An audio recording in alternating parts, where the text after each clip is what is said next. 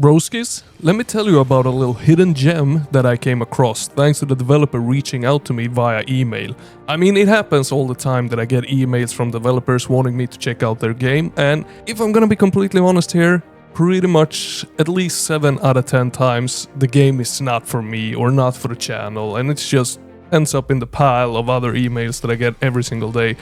By the way, email me your game. I'll gladly check it out, and if it's a fit for the channel and if I like it, you might get a feature. So drop an email. It's linked in my channel. Now, with the very slim chance of one of these emails actually containing a game that is absolutely mother-flipping kick to the ass, is very little, but this time we got one of those. Let me introduce Metal Garden.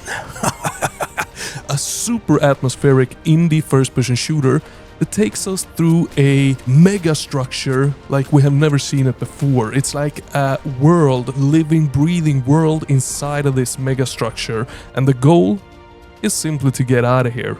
It's been developed by a very small little first-time indie developer, or at least it's the first game on Steam. I don't know if they have any other games on itch.io or anything like that. I did very little research on the developer, if I'm gonna be honest, but it seems like it's their first game, and it also seems like a lot of the assets for the game are bought assets. I honestly don't mind that too much, as long as they are implemented in the correct way and tweaked and fine-tuned to make them unique in some form or way, which it seems to be the case here. That said though, I am no Unreal Engine store asset expert, so don't take my word for it, but it felt unique to me. I hadn't seen anything quite like this before.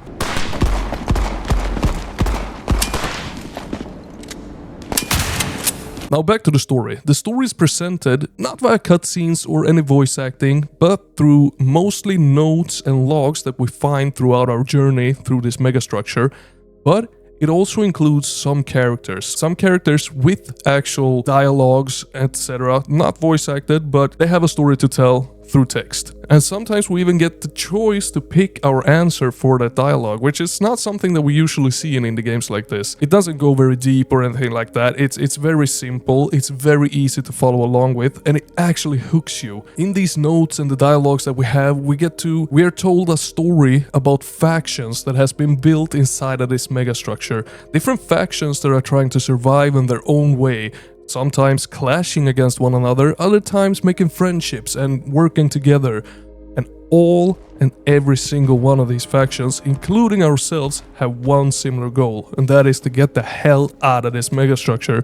See if the grass is greener on the other side or not, but so far no one has managed to do that. Will we be the first ones? Maybe not. Nonetheless, the atmosphere in this game is absolute mother-flippin' to the bricky-dicky body. So good. It's so good. Everything from the moment you boot up the game, as you have this cigarette in your mouth and you see this mech, broken down mech laying in front of you on this field of grass. It's just... oh, it's so good. And then you have a thunderstorm above you, and behind the clouds you can see this metal roof just going for endless amount of miles in front of you. It's so freaking majestic, so well done, and the atmosphere just kicks in instantly as you boot up this game.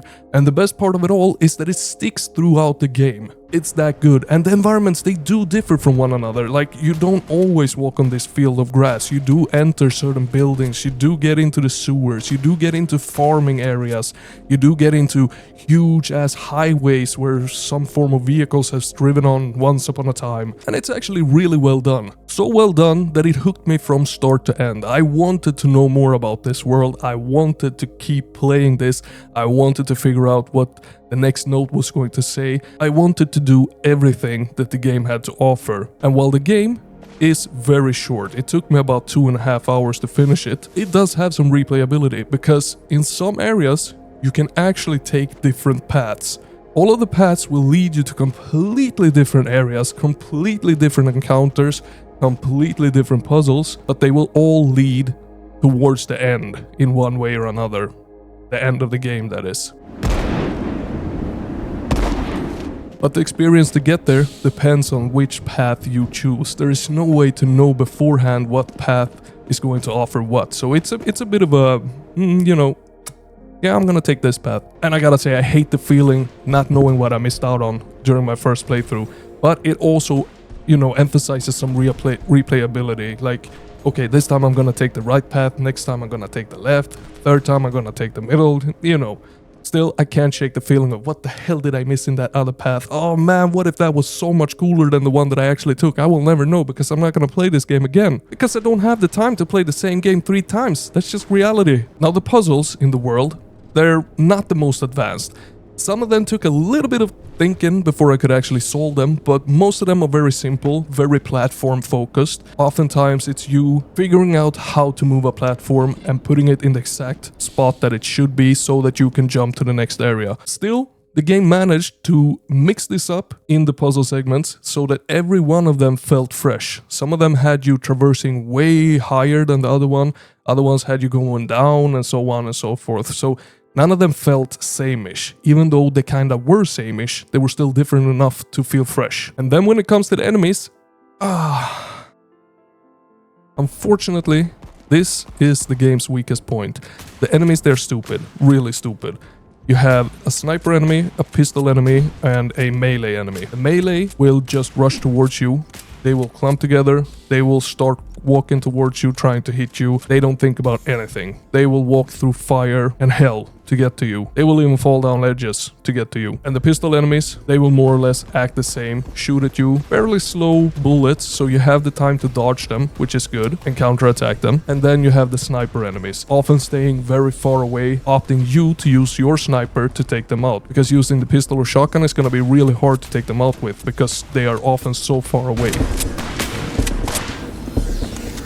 And the weapons, unfortunately, goes hand in hand with enemies. They look cool, they do all offer different functions to them, the pistol, the shotgun, the sniper. They're not upgradable, and they are exactly what they sound like. It's a pistol, it's a shotgun, and it's a sniper. But they look cool, they don't sound cool. They really, really lack that oomph. They don't have the oomph at all. They have zero impact whatsoever.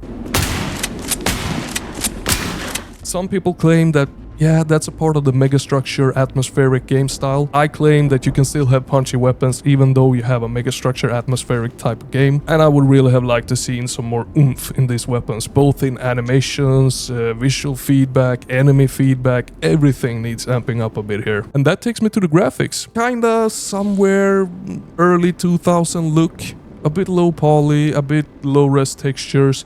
Still looks motherflipping gorgeous if you ask me. Some of the models are just superb. I love them. Some of the textures, even though very dull, like very gray, very concrete looking, most of them, or metal, they still do the job. And they bring the whole atmosphere together into one. And same thing with the audio. Apart from the audio from the guns, which is very bad, the rest of the audio is really good. Like you can hear the storm constantly over you, or when you're inside a sewers, you can kind of feel that you're inside some concrete sewers with metal pipes going everywhere. It's done right. It's done absolutely right. So for a whooping 5 buckaroonies, would I recommend that you play this very, very hidden little gem? I would. It's actually a blast to play. Not because of the combat, because that is actually the game's weakest points, but because of the atmosphere, because of the story, because of the replayability, and because of the atmosphere that will suck you right in. It's really, really good, and it's well worth those 5 buckaroonies in my opinion. And if you want to know more about awesome hidden gems like this, remember to hit that subscribe and like, and join the Discord. In there, we spread more games than I have time to cover on the YouTube, so do join the Discord, make some friends, find out how amazing the people in there are, and hang with me even more. But if you feel like YouTube is just enough, remember to hit that subscribe and like. And most of all, remember that Papa Slim loves ya. Over and out.